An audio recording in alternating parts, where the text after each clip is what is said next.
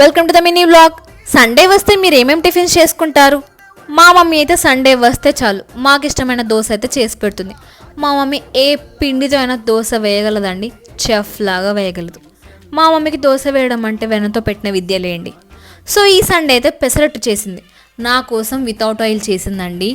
అబ్బబ్బా ఇచ్చి పడేయచ్చు అంతే.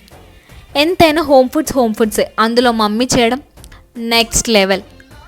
సో మా మమ్మీ అయితే ముందు డే నైటే పెసర్లు నానబెట్టుకొని నెక్స్ట్ డే మిక్సీలో వేసుకొని దోశ బ్యాటర్ కంటే కొంచెం గట్టిగా చేసుకొని వేడి ప్యాన్ పైన దోశ వేసుకొని దానిపైన ఉల్లిపాయలు, కారం, ఉప్పు, నూనెతోని మంచి దోశ అయితే వేసేసింది. దానికి మీరు కాంబోగా పల్లీల చట్నీ ఆర్ కొబ్బరి చట్నీ వేసుకొని తింటే ఉంటుంది చూడండి. టేస్ట్కి టేస్ట్, ప్రోటీన్కి ప్రోటీన్. డైలీ రొటీన్ కాకుండా ఇలా అప్పుడప్పుడు చేసుకోండి. బాయ్.